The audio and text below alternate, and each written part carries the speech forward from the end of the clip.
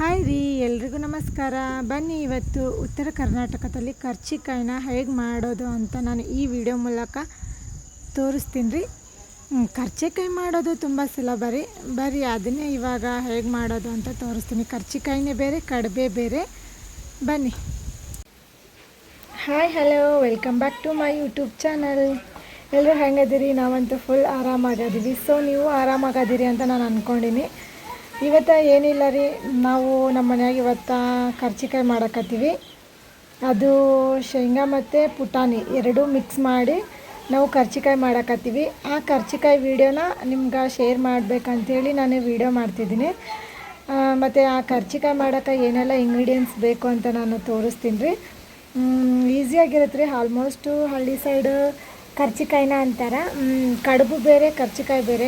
ಕರ್ಜಿಕಾಯಿ ಮಾಡೋಕ್ಕೆ ಏನೆಲ್ಲ ಇಂಗ್ರೀಡಿಯೆಂಟ್ಸ್ ಬೇಕು ಇವಾಗ ನಾನು ತೋರಿಸ್ತೀನಿ ಬರ್ರಿ. ಮೊದಲನೇದಾಗಿ ನೋಡಿರಿ, ಪುಟಾಣಿ ಮೇನ್ ಇಂಪಾರ್ಟೆಂಟ್ ಕರ್ಜಿಕಾಯಿ ಮಾಡೋಕ್ಕೆ. ಆಮೇಲೆ ಶೇಂಗಾ, ಆಮೇಲೆ ಏಲಕ್ಕಿ ಮತ್ತು ಬೆಲ್ಲ, ಮತ್ತು ಒಂದು ಸ್ವಲ್ಪ ಎಣ್ಣೆ ತೊಗೋಬೇಕ್ರಿ ಫ್ರೈ ಮಾಡೋಕ್ಕೆ. ಹಾಗೆ ನೋಡಿರಿ, ಮೈದಾ ಹಿಟ್ಟು, ಸ್ವಲ್ಪ ಚಿರೋಟಿ ರವೆ, ಹಾಗೆ 1 ಕಪ್ ಬಿಸಿ ಹಾಲು. ಇವಾಗ ನೋಡಿರಿ, ನಮ್ಮ ಮಮ್ಮಿ ನೋಡಿರಿ ಫಸ್ಟಿಗೆ ಮೊದಲನೇದಾಗಿ ಇವಾಗ ಪುಟಾಣಿನ ಕ್ಲೀನ್ ಮಾಡ್ಕೊಳ್ಳೋಕತ್ತಾಳ. ಅದರಲ್ಲಿ ಏಕೆಂದರೆ ಕೆಲವೊಂದು ಸಲ ಕೆಲವೊಬ್ರು ಆಲ್ಮೋಸ್ಟ್ ಕ್ಲೀನ್ ಇದೆ ಅಂತ ಹೇಳಿ ಹಾಗೆ ಮಿಕ್ಸಿಗೆ ಹಾಕೋತಾರೆ. ಬಟ್ ನೀವು ಮಾತ್ರ ಕ್ಲೀನ್ ಮಾಡ್ಕೊಳ್ಳಿ. ಏನಕ್ಕಂದರೆ ಅದರಲ್ಲಿ ಕಲ್ಲೆಲ್ಲ ಇರುತ್ತೆ, ವೈಟ್ ಇದು, ಬ್ಲ್ಯಾಕ್ ಇದು, ಈ ಥರ. ನಮ್ಗೆ ನೋಡಿ 2 ಕಲ್ಲು ಸಿಕ್ಕಿದೆ. ಸೊ ಹಾಗಾಗಿ ಕ್ಲೀನ್ ಇದೆ ಅಂತ ಹಾಗೆ ಕೇರ್ಲೆಸ್ ಮಾಡಬೇಡಿ. ಸ್ವಲ್ಪ ಕ್ಲೀನ್ ಮಾಡಿಕೊಂಡು ಮತ್ತೆ ಮಿಕ್ಸಿಗೆ ಹಾಕ್ಕೊಳ್ಳಿ. ಸೊ ನಾವಿಲ್ಲಿ ಮೊದಲನೇದಾಗಿ ಪುಟಾಣಿನ ನೀಟಾಗಿ ಕ್ಲೀನ್ ಮಾಡಿಕೊಂಡು ಇವಾಗ ಅದನ್ನು ನಾವು ಸ್ವಲ್ಪನೇ ಮಿಕ್ಸಿಗೆ ಹಾಕ್ಕೋಬೇಕು. ಇವಾಗ ನಮ್ಮಮ್ಮ ನೋಡಿರಿ, ಇವಾಗ ಪುಟಾಣಿನ ಮಿಕ್ಸಿಗೆ ಹಾಕಾಗೈತಿ. ಇವಾಗ ಅದನ್ನು ಏನಿಲ್ಲ, ಒಂದು ಸಾಣ್ಗಿ, ನಮ್ಮ ಕಡೆ ಸಾಣ್ಗಿ ಅಂತ ಹೇಳ್ತಾರೆ, ಬಟ್ ನಿಮ್ಮ ಕಡೆ ಏನು ಹೇಳ್ತಾರಂತ ಗೊತ್ತಿಲ್ಲ. ಸೊ ಈ ಥರ ಸಾಣ್ಗಿ ತೊಗೊಂಡು ಈ ಥರ ಅದನ್ನು ನೀಟಾಗಿ ಸಾಣಿಸ್ಕೋಬೇಕು. ಏನಕ್ಕಂದರೆ ಕೆಲವೊಂದು ಸಲ ಪುಟಾಣಿ ಸರಿಯಾಗಿ ಮಿಕ್ಸ್ ಆಗಿರುತ್ತೆ, ಇನ್ನೂ ಕೆಲವೊಂದು ಸಲ ಪುಟಾಣಿ ಅಲ್ಲಲ್ಲಿ ಕಾಳಾಗಿ ಉಳ್ಕೊಂಡಿರುತ್ತೆ. ಸೊ ಹಾಗಾಗಿ ಅದೇನಾದರೂ ಹಾಗೆ ನಾವು ಹಾಕಿಬಿಟ್ರೆ ಕರ್ಜಿಕಾಯಿ ಕೆಲವೊಂದು ಸಲ ಈ ಥರ ಫ್ರೆಶ್ ಮಾಡುವಾಗ ತುಂಡಾಗೋ ಸಾಧ್ಯತೆ ಇರುತ್ತೆ. ಅಂದರೆ ಹೊಟ್ಟೆ ಬೀಳುತ್ತೆ, ತೂತಾಗುತ್ತೆ. ಸೊ ಆ ಥರ ಆಗಬಾರ್ದು. ಅಂದರೆ ನಾವು ಈ ಥರ ನೀಟಾಗಿ ಸಾಣಿಸ್ಕೋಬೇಕು. ಇದನ್ನೆಲ್ಲ ಸಾಣಿಸ್ಕೊಂಡಾಯಿತು. ಇವಾಗ ನೋಡಿ, ಈ ಶೇಂಗಾ ಹುರ್ಕೊಳ್ಳಿ. ಮೊದಲು ಶೇಂಗಾ ನೀಟಾಗಿ ಹುರ್ಕೊಂಡು ಸಿಪ್ಪೆ ಎಲ್ಲ ತೊಗೊಂಡು ಕ್ಲೀನ್ ಮಾಡಿ ಇಟ್ಕೊಳ್ಳಿ. ಅಮ್ಮನೂ ಮೊದಲು ಶೇಂಗಾನ ಹುರ್ಕೊಂಡು ಸಿಪ್ಪೆ ಎಲ್ಲ ನೀಟ್ ಮಾಡಿ ಕ್ಲೀನ್ ಮಾಡಿ ಇಟ್ಕೊಂಡಿದ್ದಾರೆ. ಇವಾಗ ಸೊ ಇದನ್ನು ನಾವು ಮಿಕ್ಸಿಗೆ ಹಾಕೋಣ. ಇದನ್ನು ಜಾಸ್ತಿ ಏನು ಮಿಕ್ಸಿಗೆ ಹಾಕ್ಕೋಬೇಡ್ರಿ. ಸ್ವಲ್ಪ ಅಂದರೆ ಜಾಸ್ತಿ ತರಿ ಇರಬಾರ್ದು, ಸ್ವಲ್ಪ ಪೌಡ್ರ್ ಥರ ಇರಬೇಕು. ಜಾಸ್ತಿ ನೀವು ಸಣ್ಣ ಮಾಡ್ಕೊಂಬಿಟ್ರೆ ಅದು ಗಟ್ಟಿ ಉಂಡೆ ಆಗಿಬಿಡುತ್ತೆ. ಸೊ ನಾವು ಉಂಡೆ ಆಗದೆ ಇರೋ ಥರ ನಾವು ಪೌಡರ್ ಮಾಡ್ಕೋಬೇಕು. ಈ ರೀತಿ ನೀವು ಹಾಗೆ ಡೈರೆಕ್ಟ್ ಮಿಕ್ಸಿಗೆ ಹಾಕ್ಬಿಟ್ರೆ ಕೆಲವೊಂದು ಸಲ ಉಂಡೆ ಆಗಿಬಿಡುತ್ತೆ ಡೈರೆಕ್ಟ್. ಹಾಗಾಗಿ ನಾವು ಸ್ವಲ್ಪ ನೋಡಿಕೊಂಡು ಮಿಕ್ಸಿಗೆ ಹಾಕ್ಕೋಬೇಕು. ಈ ಥರ ಪೌಡ್ರ್ ಆಗಬೇಕು. ಉಂಡೆ ಮಾಡ್ಕೋಬೇಡಿ. ಉಂಡೆ ಮಾಡ್ಕೊಂಡ್ರೆ ತುಂಬ ಕಷ್ಟ ಆಗಿಬಿಡುತ್ತೆ. ಸೊ ಇವಾಗ ನಾವಿಲ್ಲಿ ಪುಟಾಣಿ ಹಾಗೆ ನಾವು ಶೇಂಗಾನ ಎರಡೂ ನಾವು ಇವಾಗ ಪೌಡ್ರ್ ಮಾಡಿ ಇಟ್ಕೊಂಡಿದ್ದೀವಿ, ಹುಡಿ ಮಾಡಿ. ಇವಾಗ ಇದಕ್ಕೇನಿಲ್ಲ ನೋಡಿರಿ, ನಾವು ಇವಾಗ ಎರಡನ್ನೂ ಮಿಕ್ಸ್ ಮಾಡಬೇಕು. ಪುಟಾಣಿ ಹಾಗೆ ಇದನ್ನು ಶೇಂಗಾ ಹುಡಿನ ಅಮ್ಮ ಆಲ್ರೆಡಿ ಎರಡನ್ನೂ ಮಿಕ್ಸ್ ಮಾಡಿದ್ದಾರೆ. ನಾನು ಹೊರಗಡೆ ಹೋಗಿದ್ದೆ, ಮಿಕ್ಸ್ ಮಾಡಿದ್ದಾರೆ. ಸೊ ಇನ್ನೊಂದು ಸಲ ವೀಡಿಯೋ ಮೂಲಕ ತೋರ್ಸೋಕೆ ಇವಾಗ ಅಮ್ಮ ಮೊದಲನೇದಾಗಿ ಮತ್ತೆ ಒಂದು ಸಲ ಅಂದರೆ ಎತ್ತಿಟ್ಟಿದ್ರು ಸೈಡಿಗೆ ಹುಡಿನ, ಎಕ್ಸ್ಟ್ರಾ ಇರಲಿ ಅಂತ ಹೇಳಿ. ಹಾಗೆ ನೋಡಿರಿ, ಅಮ್ಮ ಶೇಂಗಾ ಹುಡಿ ಹಾಕ್ಕೊಳ್ಳಿ ಮೊದಲು. ಅಮ್ಮ ಸ್ವಲ್ಪ ಎತ್ತಿಟ್ಟಿದ್ರು, ಜಾಸ್ತಿ ಬೇಡ ಅಂತ ಹೇಳಿ. ಬಟ್ ಅಮ್ಮ ಎರಡನ್ನೂ ಮೊದಲೇ ಮಿಕ್ಸ್ ಮಾಡಿಬಿಟ್ಟಿದ್ರು. ನಾನು ಮತ್ತೆ ವೀಡಿಯೋಗೆ ತೋರಿಸ್ಬೇಕಂತೇಳಿ ಎತ್ತಿಟ್ಟಿದ್ದನ್ನು ಇನ್ನೊಂದು ಸಲ ಮಿಕ್ಸ್ ಮಾಡಮ್ಮ ಅಂತ ಹೇಳಿ ಎತ್ತಿಟ್ಟಿರೋದನ್ನು ಮತ್ತೆ ಶೇಂಗಾ ಪೌಡರ್ನ ಇದಕ್ಕೆ ಹಾಕಿದ್ದಾರೆ. ಆಲ್ರೆಡಿ ಇವಾಗ ಒಂದು ಸಲ ಮಿಕ್ಸ್ ಆಗಿದೆ. ಇನ್ನೊಂದು ಸಲ ವೀಡಿಯೋಗೆ ತೋರ್ಸೋಕೆ ನಾನು ಹಾಕು ಅಂತಂದಿದ್ದೆ ಅಮ್ಮನಿಗೆ. ಸೊ ಶೇಂಗಾ ಹುಡಿ ಹಾಕೊಂಡ್ಮೇಲೆ ಪುಟಾಣಿ ಪೌಡರ್ನ ಹಾಕ್ಕೊಳ್ಳಿ. ಹುಡಿನ ನೀವು ಪುಟಾಣಿದು ಹುಡಿ ಮಾಡ್ಕೊಂಡಿರ್ತೀರಲ್ಲ ಮಿಕ್ಸಿಗೆ ಹಾಕ್ಕೊಂಡು, ಸೊ ಅದನ್ನು ಹಾಕ್ಕೊಳ್ಳಿ. ಹಾಕ್ಕೊಂಡ್ಮೇಲೆ ಇವಾಗ ಎರಡನ್ನೂ ನೀಟಾಗಿ ಮಿಕ್ಸ್ ಮಾಡ್ಕೋಬೇಕು ಕೈಯಲ್ಲಿ. ಇವಾಗ ಅಮ್ಮ ಮಿಕ್ಸ್ ಮಾಡ್ತಾರೆ ನೋಡಿರಿ, ಇದೆರಡನ್ನೂ ನೀಟಾಗಿ ನಾವು ಮಿಕ್ಸ್ ಮಾಡ್ಕೋಬೇಕು. ಆವಾಗ ಮತ್ತೆ ಮಿಕ್ಸ್ ಮಾಡೋಕ್ಕಿಂತ ಮುಂಚೆ ಸ್ವಲ್ಪ ಏಲಕ್ಕಿ ಹಾಕಿ, ಆಯಿತಾ? ಏಲಕ್ಕಿನ ಪ್ರತಿಯೊಂದು ಅಡುಗೆಗೂ ಯೂಸ್ ಮಾಡ್ತಾರೆ. ಏನಕ್ಕಂದರೆ ಅದರ ಫ್ಲೇವರ್ ಒಂಥರ ಚೆನ್ನಾಗಿರುತ್ತೆ, ಘಮ ಅನ್ನುತ್ತೆ. ಯಾವ ಏಲಕ್ಕಿನ ಇಂಥ ಅಡುಗೆಗೆ ಬಳಸೋದಿಲ್ಲ ಅಂತೇನಿಲ್ಲ, ಪ್ರತಿಯೊಂದಕ್ಕೂ ಏಲಕ್ಕಿ ತುಂಬ ಇಂಪಾರ್ಟೆಂಟು. ಹಾಗಾಗಿ ಇಲ್ಲಿ ಒಂದು ಸ್ವೀಟಿದೆ ಅಡುಗೆ ಮಾಡಲಿ ಅಥವಾ ಒಂದು ಖಾರದೇ ಅಡುಗೆ ಮಾಡಲಿ, ಏಲಕ್ಕಿ ಅಂತೂ ಮೇನ್ ಇರಲೇಬೇಕು.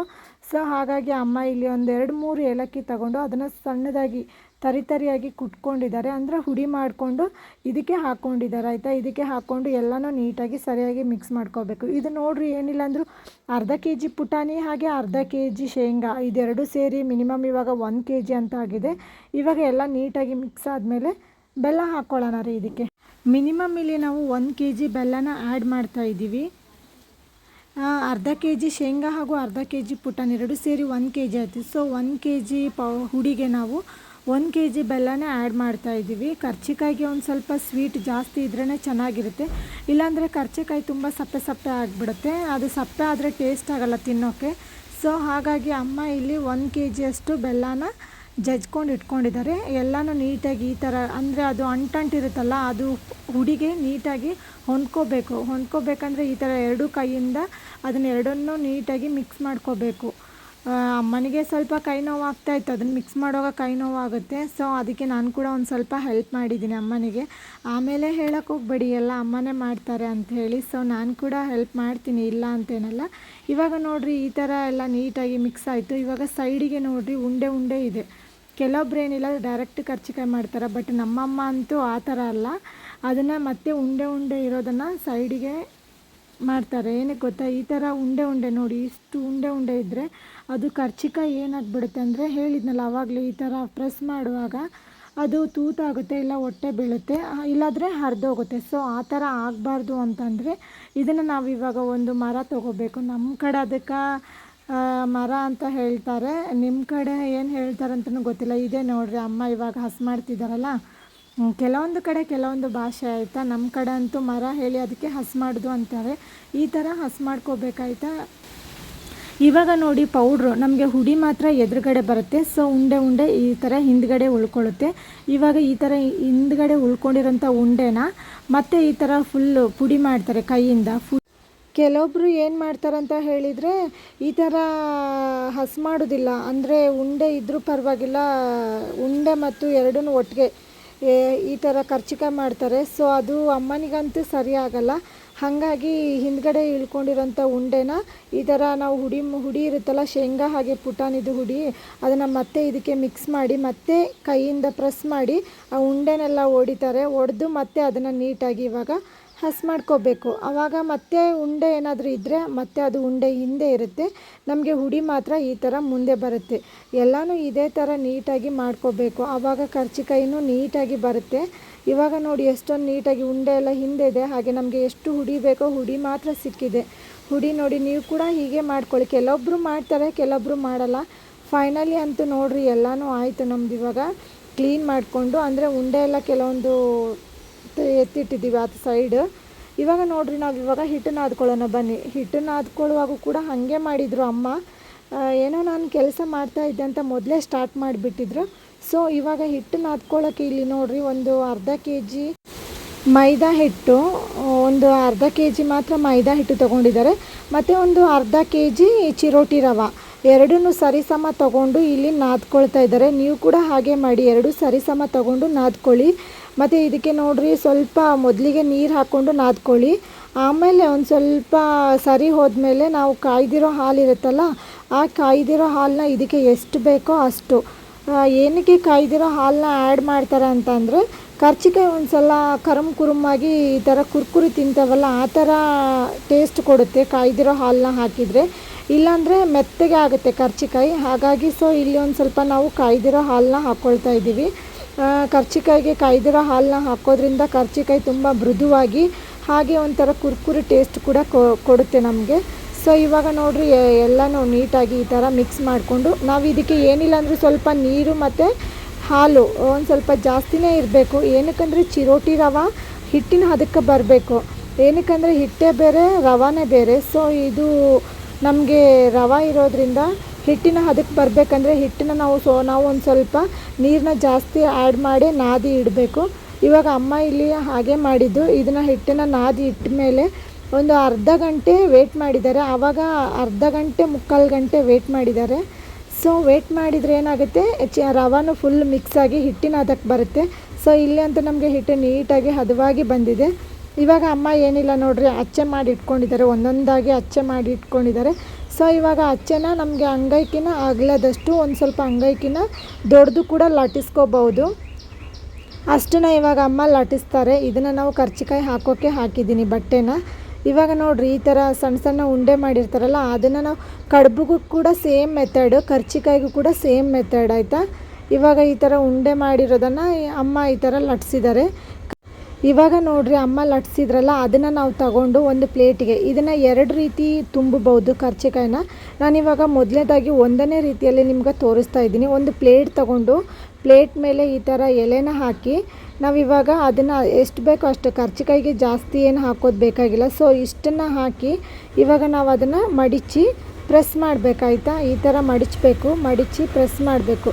ನಾವು ನೀಟಾಗಿ ಪ್ರೆಸ್ ಮಾಡಬೇಕು. ಏನಕ್ಕಂದರೆ ಎಲ್ಲಾದರೂ ಒಂದು ಸ್ವಲ್ಪ ಸಣ್ಣ ತೂತಾಗಲಿ ಅಥವಾ ಎಲ್ಲಾದರೂ ಗ್ಯಾಪ್ ಇದ್ದರೆ ನಾವು ಎಣ್ಣೆಯಲ್ಲಿ ಕರಿಯುವಾಗ ಈ ಒಳಗಡೆ ಇದ್ದ ಹುಡಿ ಎಲ್ಲ ಎಣ್ಣೆಗೆ ತಾಗ್ಬಿಡುತ್ತೆ. ಎಣ್ಣೆ ಆವಾಗ ಫುಲ್ ಹಾಳಾಗುತ್ತೆ. ಸೊ ಆ ಥರ ನಾವು ಮಾಡೋಕ್ಕೆ ಹೋಗಬಾರ್ದು. ಇದನ್ನು ಎಲ್ಲ ನೀಟಾಗಿ ಎಲ್ಲೂ ಗ್ಯಾಪ್ ಇರೋ ಥರ ಪ್ರೆಸ್ ಮಾಡಬೇಕು ನೀಟಾಗಿ. ಈ ಥರ ನಾವು ಒಂದೇ ರೀತಿಯಲ್ಲಿ ತೋರಿಸಿದ್ದೀನಿ. ಒಂದು ಪ್ಲೇಟಲ್ಲಿ ಇಟ್ಟು ಕೂಡ, ಈ ಪ್ಲೇಟಲ್ಲಿ ಇಟ್ಟು ಕೂಡ ನಾವು ಈ ಥರ ತುಂಬ್ಕೋಬೋದು ಕರ್ಚಿಕಾಯಿನ. ಇನ್ನೊಂದು ನೋಡಿರಿ ಈ ಥರ ಕೈಯಲ್ಲಿ, ನನಗೆ ಪ್ಲೇಟಲ್ಲಿ ಇಟ್ಟು ತುಂಬೋದಂತೂ ಅಭ್ಯಾಸ ಇಲ್ಲ. ಆಲ್ಮೋಸ್ಟ್ ನಾನು ಈ ಥರ ಕೈಯೆಲ್ಲ ಹಾಕಿಯೇ ಕರ್ಚಿಕಾಯಿ ಮಾಡ್ತೀನಿ. ನನಗೆ ಇದೇ ಈಸಿ, ಅದು ಮಾತ್ರ ತುಂಬ ಕಷ್ಟ. ಸೊ ನಾನಿಲ್ಲಿ ವೀಡಿಯೋಗೆ ತೋರ್ಸೋಕ್ಕೆ 2 ರೀತಿಯಿಂದಲೂ ಈ ಥರ ಮಾಡ್ಬೋದು ಅಂತ ಹೇಳಿದ್ದೀನಿ. ಕೆಲವೊಂದು ಸಲ ನೋಡಿ ನಿಮಗೆ ಏನಾದರೂ ಹಿಟ್ಟು ಲಟ್ಸುವಾಗ ಜಾಸ್ತಿ ಇದ್ದರೆ ಅಲ್ಲಿ ಲೋಟದಲ್ಲಿ ನೀರಿದೆ ಅಲ್ಲ, ಸೊ ಆ ನೀರನ್ನ ಹಚ್ಚಿ ತೊಗೊಂಡು ಅದನ್ನು ಕೂಡ ಪ್ರೆಸ್ ಮಾಡ್ಬೋದು. ಹಿಟ್ಟು ಏನಾದರೂ ಜಾಸ್ತಿ ಇಲ್ಲ, ಅದು 2 ಕೂಡ ಬಾಯಿ ಜಾಯಿಂಟ್ ಆಗ್ತಾಯಿಲ್ಲ ಅಂದರೆ ಗ್ಯಾಪು ಕರೆಕ್ಟಾಗಿ ಪ್ರೆಸ್ ಮಾಡಿದಾಗ್ತಾಯಿಲ್ಲ, ಹುಡಿ ಎಲ್ಲ ಹೊರಗಡೆ ಬರ್ತಾ ಇದೆ ಅಂತ ಹೇಳಿದರೆ ಮಾತ್ರ ನೀವು ನೀರನ್ನು ಸ್ವಲ್ಪ ಸೈಡಿಗೆ ಹಾಕಿ ನೀವು ಪ್ರೆಸ್ ಮಾಡ್ಬೋದು. ಇಲ್ಲ ಕರೆಕ್ಟೇ ಇದೆ ಅಂತಂದರೆ ನೀವು ನೀರು ಯೂಸ್ ಮಾಡೋವಂಥ ಅವಶ್ಯಕತೆ ಇಲ್ಲ. ನಾನು ಯಾವಾಗಾದರೂ ಅಮ್ಮ ಒಂದು ಸ್ವಲ್ಪ ಜಾಸ್ತಿ ಒಣ ಹಿಟ್ಟು ಆ್ಯಡ್ ಮಾಡಿದರೆ ಕೆಲವೊಂದು ಸಲ ಅದೆರಡು ಒಟ್ಟಿಗೆ ಆ್ಯಡ್ ಆಗದಿದ್ರೆ ಆ ಟೈಮಲ್ಲಿ ಮಾತ್ರ ನಾನೊಂದು ಸ್ವಲ್ಪ ನೀರನ್ನ ತೊಗೊಳ್ತೀನಿ. ಇವಾಗ ಏನಿಲ್ಲ, ಎಲ್ಲ ಕರೆಕ್ಟಾಗಿದೆ. ಸೊ ಈ ಥರ ಕರ್ಚಿಕಾಯಿ ಮಾಡ್ಕೋಬೇಕು ನೋಡಿರಿ. ಕರ್ಚಿಕಾಯಿ ಮಾಡೋಕೆ ಏನಿಲ್ಲ ಅಂದರೆ ಒಂದು 4 ಜನ ಆದರೂ ಇರಲೇಬೇಕು ಮಿನಿಮಮ್, ಆವಾಗ ಬೇಗ ಆಗುತ್ತೆ. ಸೊ ಇಲ್ಲಿ ನಾನು ಅಮ್ಮ ಇಬ್ಬರೇ ಇದ್ದೀವಿ. ಇದು ಯಾವಾಗ ಆಗುತ್ತೆ ಅಂತ ಗೊತ್ತಿಲ್ಲ. ಇಷ್ಟು 1 kgಯಲ್ಲಿ ಏನಿಲ್ಲ ಅಂದರೂ ಮಿನಿಮಮ್ ಒಂದು 200 ಕರ್ಚಿಕಾಯಿ ಅಂತೂ ಆಗೇ ಆಗುತ್ತೆ. ಇವಾಗ ನೋಡಿರಿ ಎಲ್ಲ ಕರ್ಚಿಕಾಯಿ ಮಾಡಾಗಿದೆ. ಇಷ್ಟೊಂದು ಕರ್ಚಿಕಾಯಿ ಆಗಿದೆ. ಸ್ವೀಟ್ ಇರೋದ್ರಿಂದ ನೋಡಿರಿ ಸ್ವಲ್ಪ ನೊಣ ಮತ್ತು ಇರುವೆ ಅಂತೂ ಬರ್ತಾ ಇತ್ತು ಕರ್ಚಿಕಾಯಿಗೆ. ಅದಕ್ಕೆ ಮತ್ತು ಇದನ್ನು ಕರ್ಚಿಕಾಯಿ ಮಾಡಿಟ್ಟ ಮೇಲೆ ಬೇಗ ಫ್ರೈ ಮಾಡ್ಕೊಂಬಿಡ್ಬೇಕು. ಇಲ್ಲಾಂದರೆ ಒಣಗಿದರೆ ಕರ್ಚಿಕಾಯಿದು ಏನಾದರೂ ಸೈಡ್ ಒಣಗಿದರೆ ಎಣ್ಣೆಯಲ್ಲಿ ಫ್ರೈ ಮಾಡುವಾಗ ಅದು ಬಾಯಿ ಬಿಡುವ ಸಾಧ್ಯತೆ ಕೂಡ ಇರುತ್ತೆ. ಅವಾಗೇನಾದರೂ ಅದು ಓಪನ್ ಆದರೆ ಎಣ್ಣೆ ಒಳಗೆಲ್ಲ ಒಳಗಿರೋದು ಹುಡಿ ಎಣ್ಣೆ ಒಳಗೆ ಹೋಗಿ ಎಣ್ಣೆ ಹಾಳಾಗುತ್ತೆ. ಸೊ ಹಾಗಾಗಿ ಬೇಗ ನಾವು ಎಣ್ಣೆಯಲ್ಲಿ ಫ್ರೈ ಮಾಡ್ಕೊಳ್ಳೋಣ ಬನ್ನಿ. ಇಲ್ಲಿ ನೋಡಿರಿ ನಮ್ಮಮ್ಮ ಈ ಥರ ಒಂದು ತೆವೆ ತೊಗೊಂಡಿದ್ದಾರೆ. ಕೆಲವೊಬ್ಬರು ಬಾಣಲೆ ಕೂಡ ತೊಗೋತಾರೆ. ಇಲ್ಲಿ ನಾವು ಈ ಥರ ರೊಟ್ಟಿ ಮಾಡೋದಿದೆಲ್ಲ ಇದೊಂದು ಸ್ವಲ್ಪ ತಗ್ಗಿದೆ. ಸೊ ಇದನ್ನೇ ಯೂಸ್ ಮಾಡ್ತಾ ಇದ್ದೀವಿ ನಾವು ಕರ್ಚಿಕಾಯಿ ಮಾಡೋಕ್ಕೆ. ನಿಮ್ಗೆ ಯಾವುದು ಅನುಕೂಲ ಆಗುತ್ತೋ ಅದನ್ನು ತಗೊಂಡು ನೀವು ಕರ್ಚಿಕಾಯಿಯನ್ನು ಫ್ರೈ ಮಾಡ್ಕೋಬೋದು ಈ ಥರ ಎಣ್ಣೆಯಲ್ಲಿ. ಇವಾಗ ನೋಡಿರಿ ಲೋ ಫ್ಲೇಮಲ್ಲಿದೆ ಉರಿ, ಒಲೆಯಲ್ಲಿ ಉರಿ ಕೂಡ ಲೋ ಫ್ಲೇಮಲ್ಲಿದೆ. ಜಾಸ್ತಿ ಏನಾದರೂ ನೀವು ಇಟ್ಬಿಟ್ರೆ ಕರ್ಚಿಕಾಯಿ ಫುಲ್ ಒಂಥರ ಕಪ್ಪು ಬಣ್ಣಕ್ಕೆ ಬಂದುಬಿಡುತ್ತೆ. ಸೊ ಅಮ್ಮ ಹಾಗಾಗಿ ಜಾಸ್ತಿ ಉರಿ ಇಟ್ಟಿಲ್ಲ ಒಲೆಯಲ್ಲಿ. ಈ ಥರ ಹಾಕಿದ ತಕ್ಷಣ ಒಂದು ಕರ್ಚಿಕಾಯಿದು ತಿರುಗಿಸೋದೊಂದು ಚಮಚ ಥರ ಇರುತ್ತೆ. ಸೊ ಅದರಿಂದ ಒಂದೊಂದಾಗಿ ಮಗುಚಿ ಹಾಕ್ಕೊಳ್ತಾ ಇದ್ದಾಳೆ.